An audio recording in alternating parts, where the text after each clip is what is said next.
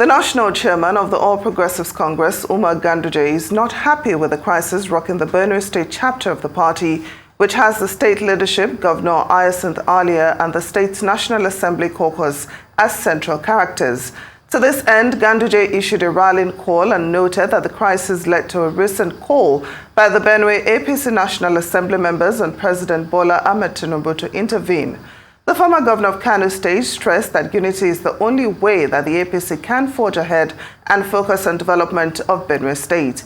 Daniel Onjeh is a top-ranking member of APC in Benue State who joins us now to discuss the crisis, even as reconciliation moves are being made in the background.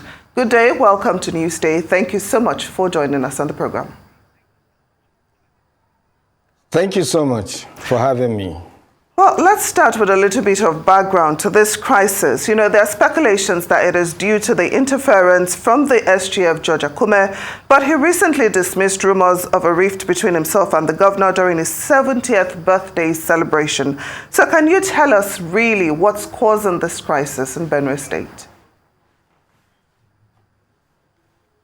Yeah, like you rightly just mentioned, the rumor making the rounds that it is the rift between the governor of the state, Reverend Father Hyacinth Alia, and the leader of the party, the SGF, Senator Dr. George Akume.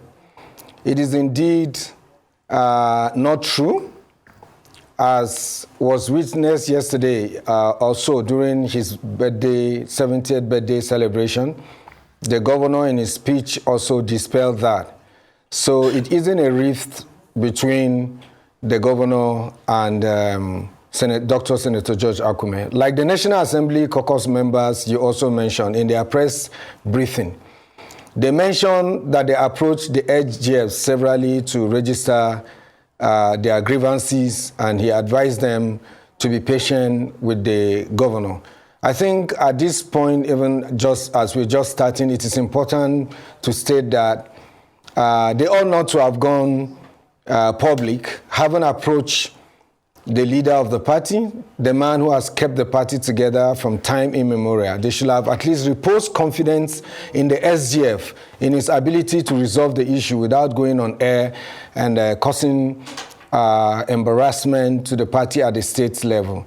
I think it's just, for me, it's family issues, family affairs that can be resolved internally. So they ought not to have gone on that shameful press conference. It was highly unnecessary.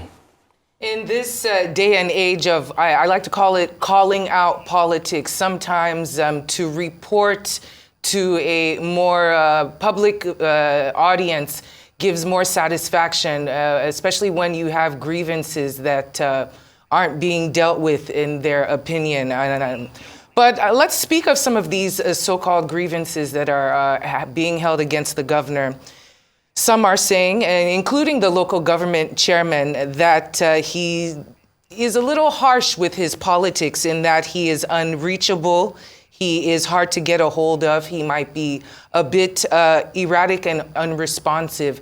What do you make of these claims, and how can that cause issues to governance, especially with different individuals and different egos, different personalities, all trying to move the state forward? All right. It is, the governance is not about answering of phone calls.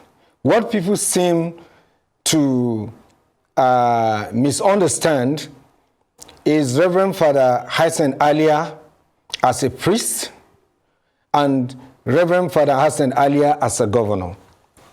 Even though both were public service, but in this case, the activities and the schedule of the Reverend Father has changed.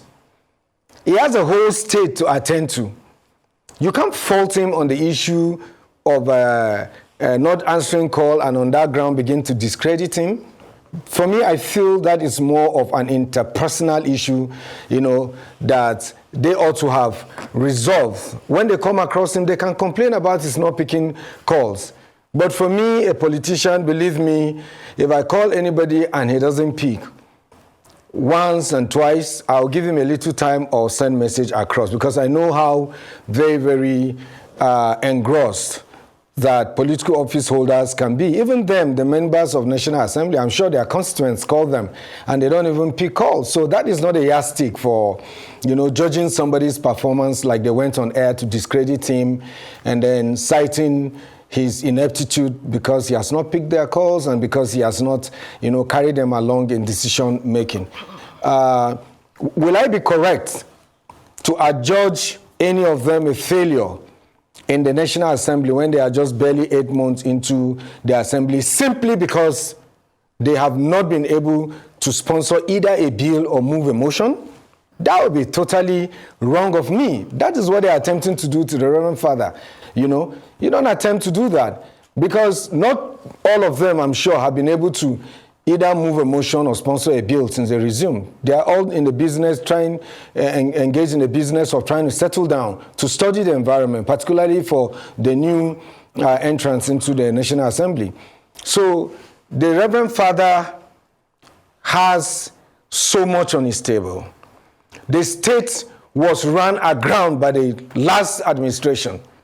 And you agree with me that Benue State was a spot light of so many, ills of the society in the last political dispensation, ranging from the headers, farmers clash, economic deprivations, social deprivations that existed in the state there. So he has hit the ground running and is charting a new course for the Benue people towards the realization of their dreams. And he has done so much within a little space of time that deserves the commendation of everyone. Hitherto, the payment of workers' salaries was the greatest challenge Benue State was facing. But today, as it stands, the salaries of workers have been paid up to date. The last salary that was paid, even though it ought to have come at the end of this month, came much earlier than the workers expected. The Reverend Father pays salaries on the 15th of December so that workers can enjoy Christmas with their families. Having gone through hell in the hands of the previous administration under the leadership of Governor Samuel Otom, and pensioners are now receiving their monthly stipends or pensions in due time, because Reverend Father Hyacinth Alia is doing everything, working around the clock to keep to his campaign promises. He came to campaign in Benue South, and I was the APC senatorial candidate. I went around all the nooks and crannies where we went campaigning. Recently, because of bad politics, I had some people, throwing some dummies in the air to hoodwink, gullible Nigerians. The Reverend Father Hyacinth Alia is in a strong alliance with former presidential candidate of the party, Rotimi Amechi, that is forming alliance with him ahead of 2027. That is an utter lie, a barefaced lie. I went around campaigning with Reverend Father Hyacinth Alia, and in fact, I made bold to say he campaigned for President Tinubu more than he campaigned for himself, because the Muslim ticket was a very hard sell in Benue State. But the Reverend Father took it upon himself, campaigning for Tinubu Shetima everywhere he went, and espousing on the true situation of this ticket and what it portends for Nigeria. And today, we've all been vindicated. Nobody has Islamized Nigeria.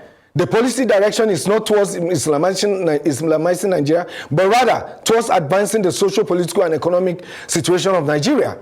So everybody has seen that all those things were just mere lies and propaganda. But Father Alia, took it upon himself. While it was too risky for other candidates contesting election in Christian-dominated areas to go and talk about a Muslim ticket. But people like us, who were right even in the deep of the night, campaigning, and all we were talking about was Tinubu, Shetima, joint ticket of Muslim.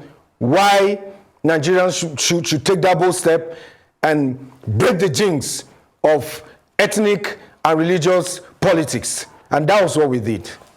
Now, it does sound very strange, that some people will be seeking the downfall of the governor just because he's not picking his phone. But according to APC chieftain Garus Gololo, the president should call the SGF to order. He alleges that this whole crisis in Benue State started when Akume's younger wife wanted to become the Speaker of the Benue House of Assembly and the governor said no. Would you like to react to this? Well, I don't like to delve into personal issues, but I also do know that there was an election at the State House of Assembly and a winner emerged. And I didn't see how that resulted to an issue between the SGF and the governor. In any case, I'm not a member of the State House of Assembly. I didn't play any role in that particular election. I was focused on gathering materials for my petition at the Election Petition Tribunal in Makurdi. I was very engrossed that I didn't quite follow what happened at that time, but I know that a speaker emerged and of the APC stock. So that is the much I know about this. All right, fair enough. What ways can all parties move forward now? Reconciliation needs to be the language of this year and next year as we go into a new year. What can be done on both sides in order to make things more smooth? I think what should be done, my candid advice, is that politicians in general should forget about the election of 2027 and concentrate on resolving the teaching problems and challenges that we're confronted with in this nation. It is ubiquitous. It's all over. Once politicians are elected, the next thing they begin to think about is the next election. And in so doing, everybody wants his own person to occupy a position, build a structure for elections and all of it.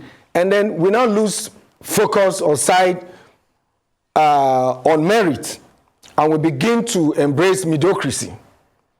So I'm calling, unlike the conventional politicians, from my interaction with the governor so far, I think he holds a lot of promises for the state. He's determined. He has the political will to bring Benue State out of the woods. And he has laid a foundation for them. He should be allowed to concentrate on his job. Unlike other conventional politicians, it's not bothered about 2027. I can tell you that for Reverend Father Hyacinth Alia, so long as he's able to ascend to the plights of the Benue State people, improve their welfare and their well-being, establish or build infrastructure that can support the growth and development of the state, empower the youth, the women, the vulnerable, and the less privileged. He's done with his business. He doesn't even care if he doesn't go beyond 2027. In any case, he doesn't even have to mention, because you know a good dancer from his first step. The steps he has taken so far since his resumption shows clearly that he's focused. He shows clearly that he's visionary. So at the end of his tenure, he doesn't even need to campaign for a second tenure. Rest assured, and I can beat my chest to tell any Nigerian that the Benue indigenous themselves will call for the second tenure of Reverend Father Hyacinth Alia. He won overwhelmingly, and this time around, he's even going to win even more if he chooses to run. So he's not bothered with politics of second term. All he wants to do is to deliver the dividends of democracy to the Benue State people. So on that note, I am calling on all the political actors, the state actors, to sheath their swords and return back to the drawing table. I wouldn't call it negotiation table, because in the first place, there was no rift, there was no crisis. Everything they have accused the Reverend Father of are things that are strictly within his purview. I was giving an analogy on a different TV station 2 days ago, talking about a farmer, who harvests his crops and is attempting to eat everything. You don't challenge him, even though he has sufficient enough to give, But once it is at his discretion or its own prerogative, you persuade him to have it. It is within the powers of the governor to appoint caretaker committee. There is nowhere in the Constitution by any law that says he needs to consult anybody. No. It's within the powers of the governor to choose, or it is at his own volition to pick us or not to pick. As bad as we may feel sometimes, I call the governor sometimes. Sometimes I try to reach him for a whole week and I don't get him. But on his own, he returns the call after seeing my call with apologies, explaining the rigors of the office, of the activities of the office, the very, very tight schedules, that he's confronted with on daily basis. There was a day I wanted to reach him. I was waiting on a very serious issue. And I was told by one of his security aides that he was still attending to people at about 2 a.m. I waited until after 3, just as I was about thinking of calling him, then he returned my call at that time. And that was when he was just about leaving to go and sleep. And sorry, let me just say this quickly also. There was another time I tried to reach him, and he was in the state ESCO meeting. At the meeting there, because he couldn't pick the call, he drew the attention of his deputy that I was trying to reach him. And the deputy also communicated to me immediately that they were in an ESCO meeting, that Father has seen my call. So we should be patient with him. This is a clergyman. He's not used to some of the intrigues in politics that some of the politicians are used to. He's just being very straightforward. And I know that change is a difficult thing.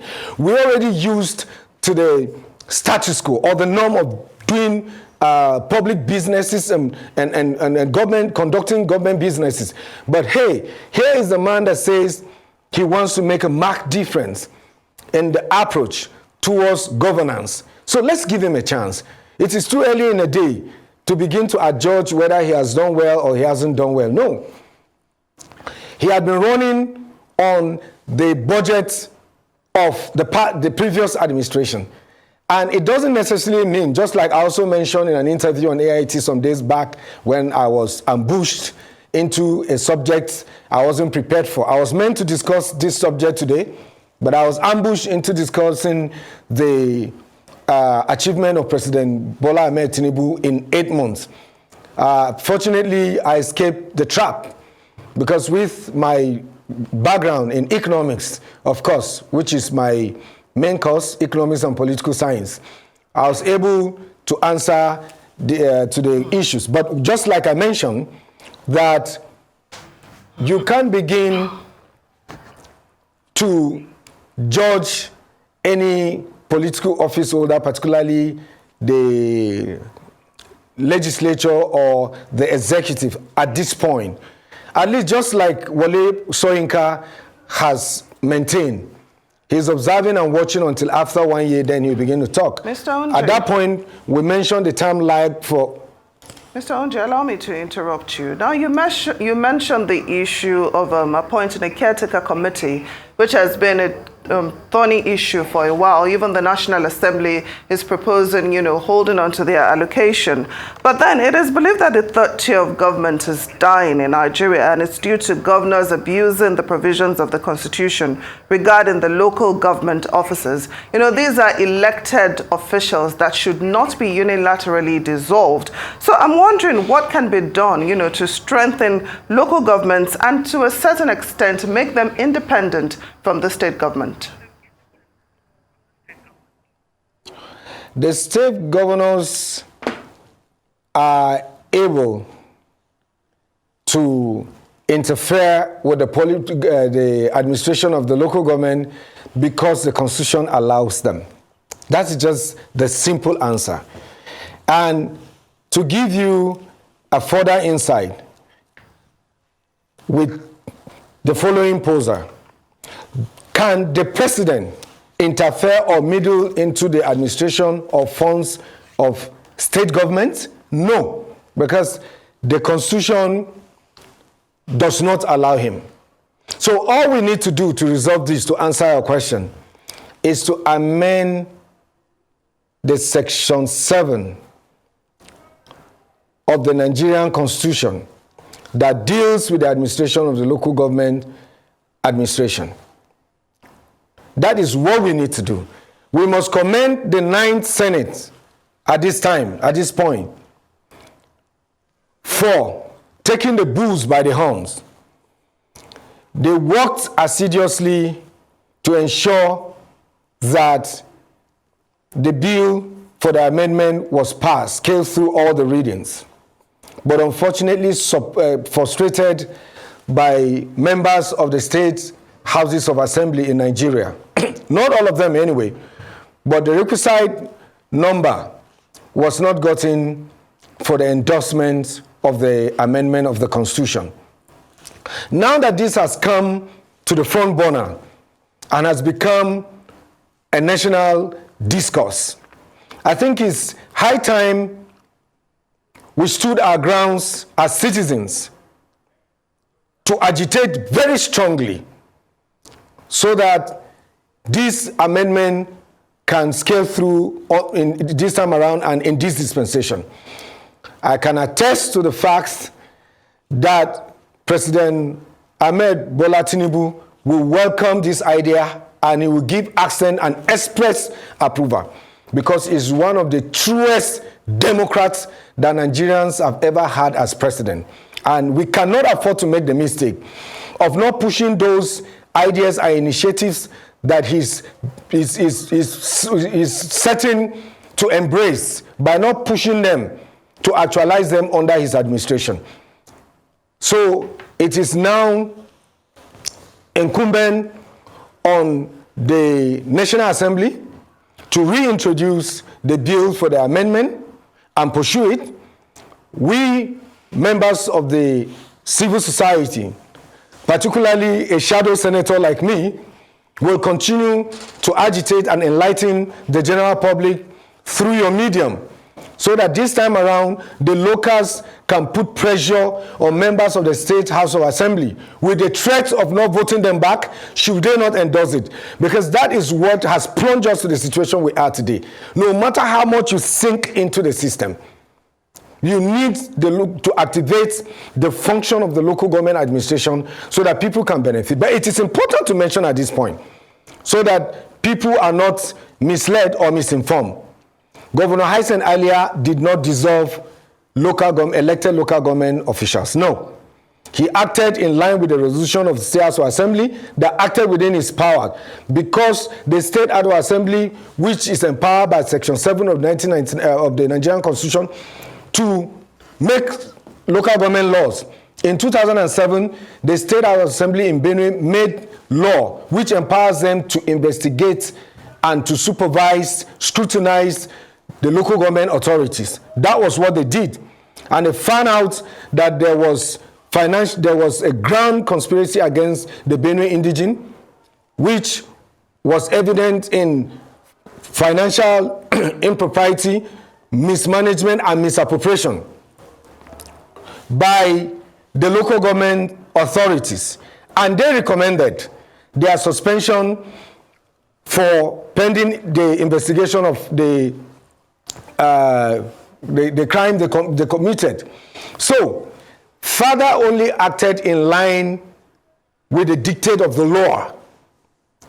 Acting contrary or otherwise will have been an utter disregard or undermine of the legislature. At that time, you will be accused of not honoring the resolution of the State House of Assembly. And that was why he suspended them and went ahead to appoint the caretaker committee. Usually, this is a committee that holds brief until a new elected administration comes in place in order not to leave a vacuum in the local government administration. Ordinarily, if the governor were to be corrupt, he would just allow time to naturally pass before conducting elections, which means he will be the one in charge of the 23 local governments without anybody's interference. Well, because in the absence of the caretaker, it is the SA to the governor on local government and chieftaincy that administers authority through the DGSA, the Director General Administration of the local government. On that note, Daniel, thank you so much for joining us this afternoon and clarifying some issues concerning the Benue State Governor. Thank you so much.